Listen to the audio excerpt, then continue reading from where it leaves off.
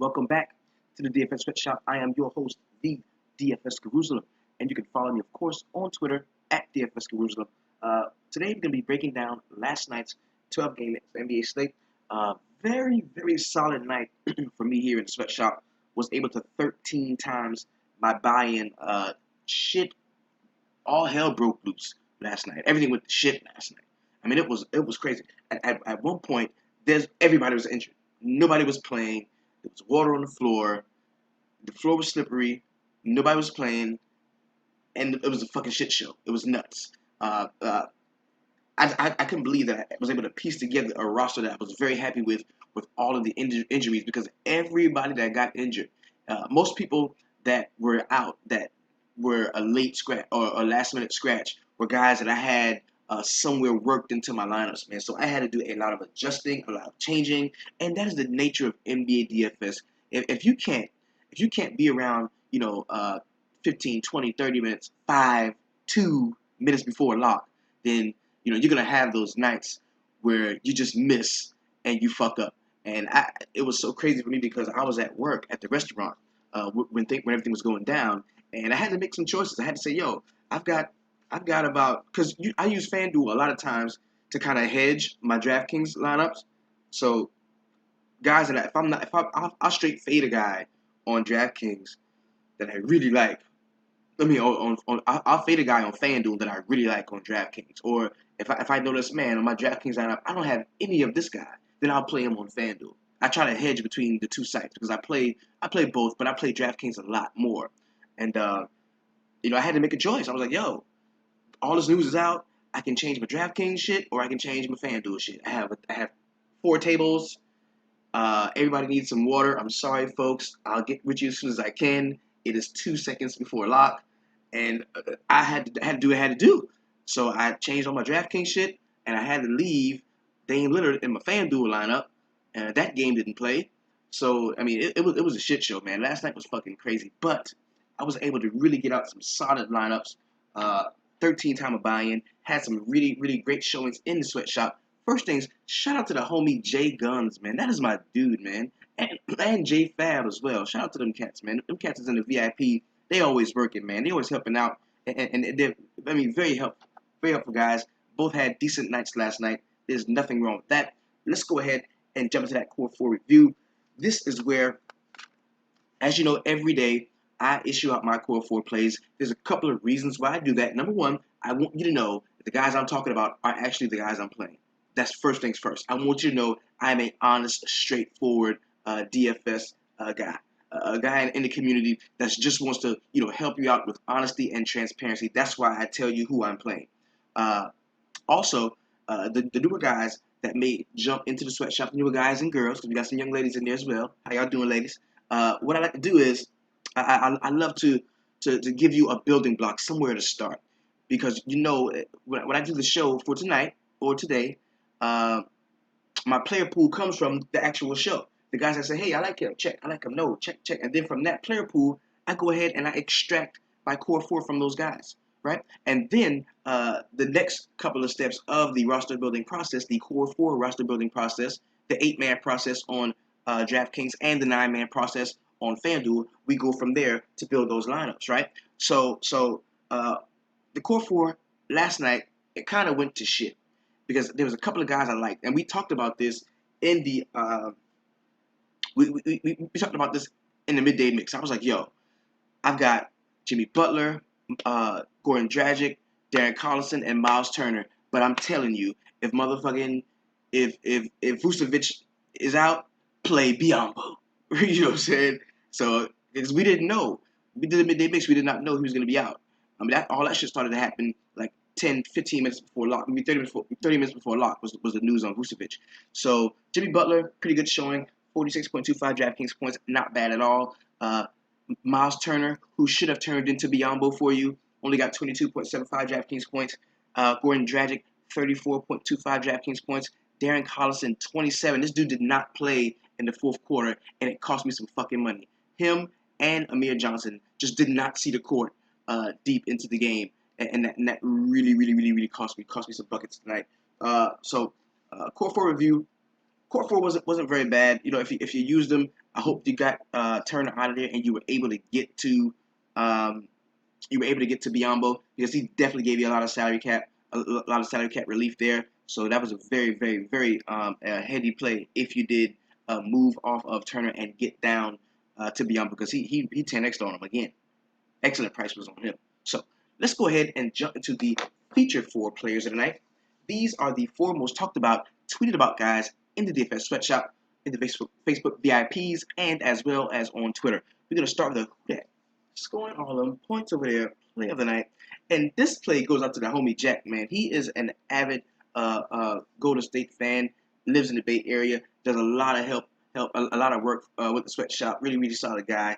Andre Iguodala, one of his favorite players in the league at 7% owned, went out 5K was the salary, damn near 10x on him, 46.25 DraftKings points. That was an excellent game from Andre Iguodala. He is the who dat scoring all them points over there play of the night. The next guy I'm going to talk about is the how did I miss that play of the night. This is a guy that, I was kicking myself in the ass for missing him Sunday. The dude goes out and goes ham Sunday. The only player that went ham that I didn't have. And coming into yesterday's slate, I was like, you know what? I don't think this dude is going to do that again, man. Plus, there's a bunch of other motherfuckers I like. I'm kind of on Carmelo. So Carmelo, Melo can't play. So I have exactly enough money to get this dude. And I look at him. And I say, you know what? I just don't think he's going to do it again. And at 14% on 7.9K, Paul motherfucking George goes out and scores 57.5 DraftKings points and throws some egg on my face. Damn it, Paul George. How the fuck did I miss you tonight? He is the how did I miss that play tonight. Excellent game for him. Like I said, 14% owned, 7.9K, 57.5 DraftKings points. And we're seeing a change in Paul George's games. We're definitely seeing him ramp it up a notch and turn it up and actually playing very, very good basketball right now. Great basketball from Paul George. We're seeing. Next guy we're going to talk about is the heat check play tonight. This does not have to go to the guy that scores the most points. This doesn't have to go to the guy that is cost the most in salary. This is the dude that, above all else, fucking balls out. And I'm going to tell you about this because we talked about this in the midday mix. I said, yo, Jokic is not playing. Plumlee is a good player. I get you. If Jokic is not playing, the biggest beneficiary to that is going to be this guy, Wilson fucking Chandler. The dude was only, after Jokic was out, why was this guy only 3% owned? That is ridiculous. 3% owned. 6K. Went out scored 64.5 DraftKings points. You, tonight, Wilson Chandler, are the heat check player tonight. This dude was a Knick. We should still have this dude. I love Wilson Chandler, man. Dude is a fucking baller, man. He went out and he fucking balled out. And that's why tonight, you, Wilson, you're the heat check player tonight. Salute. You the man. Now, let's talk about that one light-skinned motherfucker who went out there and fucked up all the lineups. 10% ownership. Going up against the Atlanta Hawks. You let Tim Hardaway Jr. show your ass up. Yo, light-skinned ass. 7.3 was the price on him. 19.5 points is what he brought back. This dude ran off on the motherfucking plug. A horrible game we saw from you, Mr. Klay Thompson. You tonight, you today, you tonight, you's a motherfucking snowflake with your snowflake ass, and I ain't gonna roster your bitch ass again. And you can run and tell that shit. Let's get on with the rest of the motherfucking show. I don't even want to go too hard, dude, man. Horrible showing from Klay Thompson. How could you do that to us? 10% ownership. I talked you up. He's a player that kind of was on. When all the shit went crazy and switched up, I didn't have anywhere. I had some Curry, which wasn't a great play either. But damn, bro. Snowflake ass. Horrible. Now, let's go ahead and jump into my very best DraftKings lineups. And I show you this for a couple of reasons, man. Number one, we talk about this all the time, man. Transparency, man. I don't just jump up here, tell you, play this guy, I play this guy, I play this guy, I play this guy, blah, blah, blah, blah. I want you to know that the guys that I'm talking about are the guys that I'm playing. And we talked about a couple of these guys yesterday during the midday mix. This is my very best DraftKings lineup right here. Now, I remember distinctly saying in the midday mix, yo, if you started Ricky fucking Rubio against San Antonio, we all were on Ricky Rubio. Like, we're gonna play Ricky Rubio. When he plays San Antonio, we're just gonna play Ricky Rubio. He's gonna ball. and he goes out and scores 50 fucking points. Why the fuck would you not play James Harden? I didn't understand like why everybody was so against playing James Harden yesterday. The price was down. He's playing against San Antonio, who we are not afraid against the point guard position. I don't know why it was so hard for everybody to pay up and get that damn near 6x value for James Harden. He was core four considerable, but I just did not want to force him on you. But I did love James Harden. We talked about him a lot in the midday mix. And of course, 61.75 DraftKings points, not a bad showing there. That was definitely a help to you. We had Alec Burks in there. Once we knew that Rodney Hood was, excuse me, once we knew that Joe Johnson, um, it was Joe Johnson and George Hill were going to be out. We knew that we were going to be able to get some Alec Burks in there. He had a decent game. We had Kawhi Leonard, who everybody loved him. He was at 20% owned, 61.5 DraftKings points for him. Bismack Biyombo was the play that we were definitely on. Darren Collison was the core four play at 27 points for him. Dion Waiters, man, that was a guy I had to take a shot on him. Somebody put me on to him in the sweatshop. That wasn't a play that I came up with. That was a guy. One of the guys. If you know who you are, comment and so I can shout you out.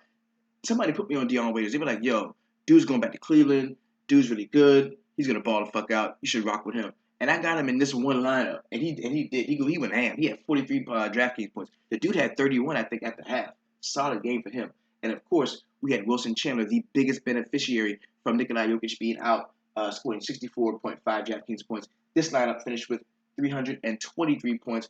The shitty part about this is I had it a couple of times in the $1 in the and one, and I had it 4 times in the quarter arcade. This is the best DraftKings app I had, but this is not. See, the challenge for me every night not only is making lineups, it's making good lineups. Then it's not making lineups, making good lineups. It's finding which of the lineups that I make is going to be the best lineup that I have to put into all of my single entry tournaments. And this was my very best DraftKings lineup. It went out and scored 323.5 DraftKings points. But guess what? This is not the one that I put in my single entry. It's not. Let's go and show you my single entry lineup.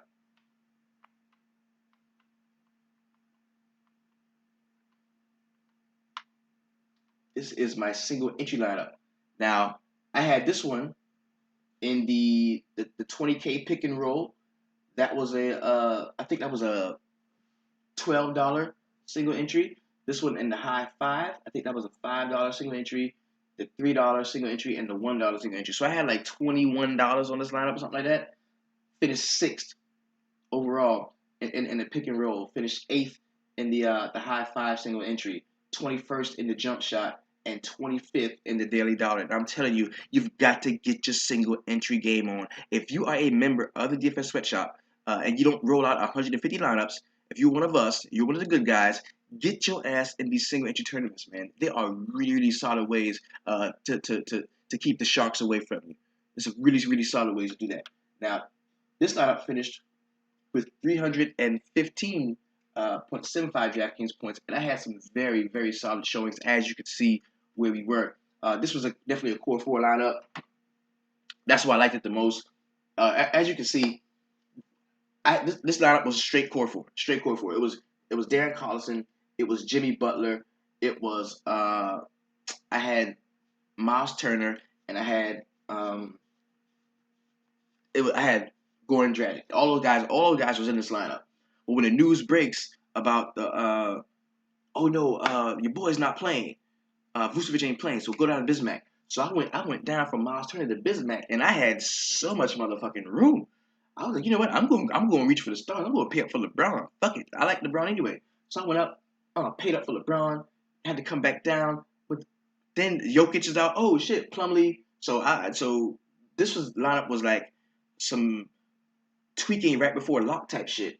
And I liked it the whole time. It was my favorite lineup. I liked it the most. Put it in all of my single entries. Got 315 DraftKings points, man. Very solid showing. Very solid showing. This lineup was really what did it. It helped me to 13 times, I think, my buy-in. So that was very, very solid. Very good night for me over on DraftKings. Not so much on FanDuel. I had $10 engaged in that. I let that go to shit so that I could change all of my DraftKings lineup. Sometimes it happens like that. But let's go ahead Normally, I would jump into a recap of last night's games, but for the sake of gotta get my baby girl to school, get up in the morning, we're just gonna go ahead and jump into a very quick player pricing for tomorrow's slate, for today's slate, excuse me. And this could easily be a day off. Easily. This could easily be a day off for you because, it's just 3 games is not much. 3 games is not much. You know how I'm rocking with 3 game slate. I am stacking. As you can see, we've got a 3 game early, 3 games at 8. What is that? That's ridiculous. So we got 3 games early, 3 games at 8, and 2 games. So they got this early lock shit. Got the early lock shit again. Fuck that. I'm not. What is that? That's where you can just set it and forget it. They think. I don't like that. Bring back late swap, bro. Bring back fucking late swap. This is stupid. So we got the 3 games early lock where you can just go ahead and lock your shit up and not have to worry about it. You got the 3 games at 8 o'clock, and then you got a 2 game kind of a late kind of turbo type thing in there. Make a lineup in there, throw that bitch in the main. You can do that too. But let's go ahead and jump into the player pricing real quick. We get a chance to see where everyone sits. Check it out.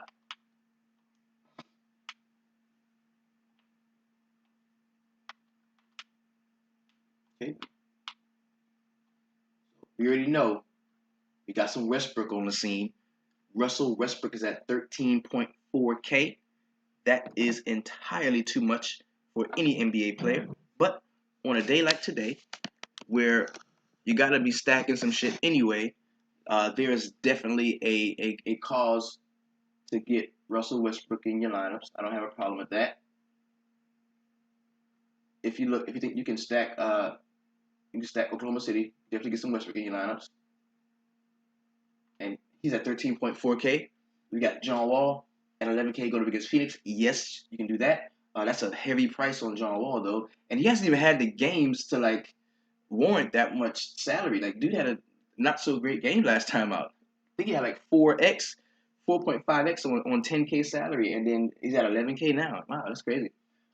Big game Dame, 8.8. They didn't play last night. He's gonna be well rested. I don't have a problem with him there. Eric Bledsoe at 8.2 is a solid play in my opinion. Brad Beal, a guy who I really, really liked the other night. If that ankle is fine, because he rolled his ankle the last time out. If that ankle is fine, I think he's a solid play there. CJ McCollum at 7.1. Probably not for me. I don't think I would like CJ McCollum very much tonight. D'Angelo Russell at 7K. It's very hard to roster point guards against Dallas. For some reason, man, they just don't play well against the Dallas Mavericks. Yusuf Nurkic 6.8. The price is still up on him. Not a big fan of that. Allen Williams is 6.7. Wow, that is a huge jump for this guy. That kind of takes me off of Allen Williams there. Seth Curry, low brow, 6.6. I think that's definitely playable against the Lakers. Markieff Morris is definitely going to be a part of that Washington stack for me. I like Harrison Barnes at 6.4. Otto Porter is in a really solid position there. Devin Booker is a no.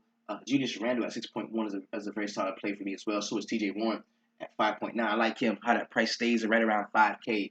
Doesn't really eclipse 6 for TJ Warren. I kind of like that. Dirk Nowitzki at 5.8 is in play for me, definitely.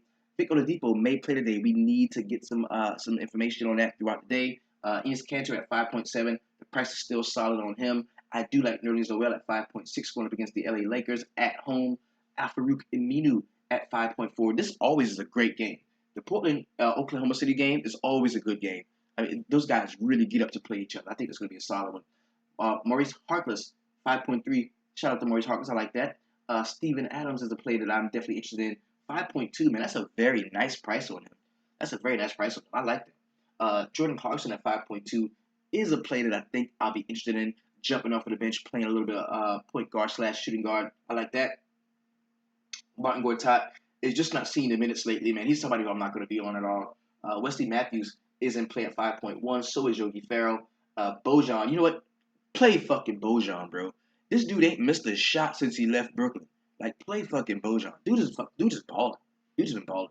Brandon Ingram, he deserves consideration. I like Marcus Chris at 4.7. Tyler Ulis, play Tyler Ulis, bro. Dude is balling out. the kind of coach that they have, man. He plays who he likes. And I don't mean he plays who he likes. That's good. He plays who he actually likes. Like, yo, I like you, dude. You're playing. Like that's what he does. So if he cares about you and he loves you, like you're getting all the fucking minutes. So Tyler Ulis, he loves Tyler Ulis, bro. Tyler Ulis is gonna play. He's gonna play. He's gonna play a lot. 4.6K. I'll take that all day. Evan Turner is out today. Swaggy P at 4K. Of course, if you're trying to stack the Lakers, you can rock with a guy like Swaggy P. Taj Gibson at 3.9 is definitely a guy that I like. Vika Zubac, he did not practice yesterday and may not be playing today as well. Andrew Roberson is the player that I'm really not interested in. Neither is Alan Crabb or Larry Nance Jr. either. Doug McDermott is somebody who I kind of like at 3.5. Alex Abrines probably won't play today. Alex Lynn is in play for us. I think so. I think he's in play for us. At some point, dude's got to have a fucking good game. Like, Allen Williams can't just do every fucking thing at the center spot. I mean, they're not even playing Tyson Chandler. Alex Lynn has got to have a good game at some point. If he does start, I think tonight could be the night. Tyson Chandler is a no. Devin Harris, yes, at 3.1. Very cheap salary saving option there. Brandon Jennings at 3.1. He's gonna be backing up directly John Wall. I don't love John Wall at 11K. I think I think I don't. It's gonna be hard for me to play him. It's gonna be hard for me to play John Wall. Norris Cole's been getting some solid minutes at 3K. Who would be the 3K play today? Shabazz Napier at 3K is a really solid play there, in my opinion. Um, who would be the 3K play? Maybe some Noah Vonleh. Domantas Sabonis is probably still going to be starting. He's at 3K. We can look to him. Uh, this would be a solid day off. This would be a solid day off. I'm gonna play because I'm a fucking degenerate and I have to play. Plus, I don't ever want to fall out of the loop and not play. So I will be playing today. But this is to be a solid day off for you, man. It could be a solid day off. Uh, there won't be a midday mix today. Not enough games to really get into and dig out some value. But what we are gonna do, man, is we're gonna stack the shit out of this. Okay, on slates five games or less. What we do is stack. And the reason why we do this is because we want to get exposure to the guy that's the lowest owned guys that go off. And there's a lot in a condensed space like a 3-game slate. We have a lot better chance of hitting on all the plays. See, the reason why a lot of us could not really ball out on a 12-game slate was because we don't have the bankroll to roster everybody. We don't have enough money. We don't have enough entries so that we can go out and pick every guy and every combination that we can and then put all that together and have 800 entries with different lineups. So that we don't have that bankroll. So we relish in these smaller slates because the smaller the slate, the easier it's going to be for us, for the little man, me and you, to get a hold to guys that would normally be less owned. We can actually stack team totals that we really like. We've got some solid ones on the slate. We're going to start in Oklahoma City where the Portland Trailblazers are going there. They're going to town, and it's a 223.5 point total. That is very solid. It's a -7 in favor of the Oklahoma City Thunder, so they are the home favorite against the Portland Trailblazers. You can stack the shit out of this game, in my opinion. I mean, I'm talking the Oklahoma City stack, Westbrook, Depot if he does play. You can go Roberson. You can go Steven Adams, Sabonis. I mean, you can stack the shot of this game on DraftKings. I think you can play up to like 5, 6 guys. I think in the same game, maybe even more when it's a 3-game slate. But you can stack the shit on Oklahoma City side. Also Portland too. They didn't play last night. Those guys are gonna be well rested. You can definitely go, Dame. You can go Dame, Harkless, Nurkic if you like. McCollum. Is very easily stackable game. The Portland Oklahoma City game. Next game I'm going to talk about is the LA Lakers going to Dallas to take on the Mavericks. This game is not so stackable. It's a 204 point total, so that's very low. The lowest point total of the 3 games on the slate. Also, the Dallas Mavericks are giving up 10 points to the Lakers. Now, I'm not so sure that the Dallas Mavericks can give the Lakers 10 points. I mean, the Lakers are bad, but they're not that bad because the Dallas Mavericks are pretty bad too. So I don't know if they can just give up 10 points to them like that. And I think that point total is going to take some people off of a lot of players in this game. Now, I would go as far as, I would go with some one-offs on the Dallas or LA Lakers side. I wouldn't so much stack them. I would stack Washington, Phoenix, or Portland, Oklahoma City a little bit more. But when we talk about some really solid one-offs from Dallas side, you can get some cheap ones, or you can get ones that are a little expensive, like Harrison Barnes from the Dallas side. I like him. I think he's a really solid one-off to have if you don't want to stack that much on the Dallas side. Um, maybe low bruh, maybe some low bruh. You know, on the Lakers side, D'Angelo Russell is not a play that I'm very interested in, but I think Jordan Clarkson could be a solid one there. Maybe some Julius Randle. I wouldn't stack either of those teams in this game, but I like some solid one-offs from those games, and we can stack around. We can add those to the stacks that we already have. The next game we'll talk about, and the last game on the slate. Remember, it is a 3-game slate. As a matter of fact, as soon as this 3-game slate is over, Wednesday we'll be jumping back to 11 games. So we're going 12, 3, 11. Like, what the fuck? 12, 3, 11. Man, why? Why are we doing that? Why are we doing that? That's 8 all over, 10 all over. It's so much easier. The last game we're going to be talking about is the Washington Wizards going to Phoenix to take on the Suns. This is a 226-point total, the highest point total on the slate, and it's also the closest spread on the slate. The Washington Wizards are giving up 3.5 on the road to the Phoenix Suns. So that means the Suns are a home dog. I like home dogs. There's a lot of fight in the home dogs. I really think it's going to be a solid one. I love the stack on the Phoenix side. I'm gonna roll out some Phoenix. Most of my stacks are gonna be Phoenix, Oklahoma City base. That's the base of those. It's gonna be Phoenix and Oklahoma City, and I really think because I'm gonna go maybe Washington as well. Phoenix, Oklahoma City, and Washington. Those are gonna be my core stacks where I'm gonna be starting off. And on the Washington Wizards side, you're talking Wall, everybody but Gortat. Everybody but Gortat is in play. You can play everybody but Gortat. And on the Phoenix side, there's so many guys in play because a lot of them are cheap. We talk about Ulyss. We're talking about Bledsoe. We're talking about Devin Booker, Alex Lynn, Allen Williams, who I really don't like because the price is kind of up on him. Marcus Chris. You can go T.J. Warren. There's a ton. I think you should stack Phoenix. Phoenix will be my primary stack on the night. So remember tonight, the stack slate. You don't have to get too cute and try to cherry pick everybody because I'm telling you, there's gonna be a guy that if you once you manufacture your lineup, it's gonna be a guy that if you just stacked you'd have had him in your lineup and you don't have him because somebody's gonna go off that you don't pick. So this is the easiest way for us to get to the cash line. If you're talking about taking out some GPPs, yeah, of course you're gonna have to cherry pick a little bit, but I still think a stack is definitely in order on a slate like this. Remember, it's a 3-game slate. So this has been your DFS Jerusalem. Thank you so much for all of your support to the sweatshop. Remember, you support the sweatshop in so many ways, man. This is the #1 way that you support the show by giving me that voice on YouTube, allowing me to come here and express myself and help you all to become profitable daily fantasy sports players. But if you want to further support the show, there's a box over there. It says support the show. Go ahead and click that box. Make sure you make it do what it do. Also, you can hit up my personal PayPal at simmonsmaurice95@yahoo.com. Also, the very best way that you can support the show. I mean, this you can really support the show. Go ahead and cop you some DFS Shop swag, family. Go ahead and cop it. There's going to be a link in the description. If it's not in this video, it's probably in the video under that or the video under that.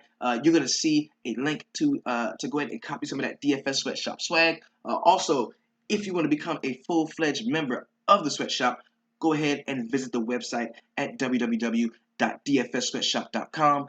That is where you will receive all of the tips and tricks and tutelage and where you will be ushered into the best group online. We the best. We the best. We the best. So let's go ahead and have a profitable Tuesday night. Remember, if play lightly, it's only a 3-game slate. There's no reason to go ham. You won money last night. Do not give it all back tonight. We've got 11 games coming up on Wednesday. We are raring to go. Let's go out and keep it 300.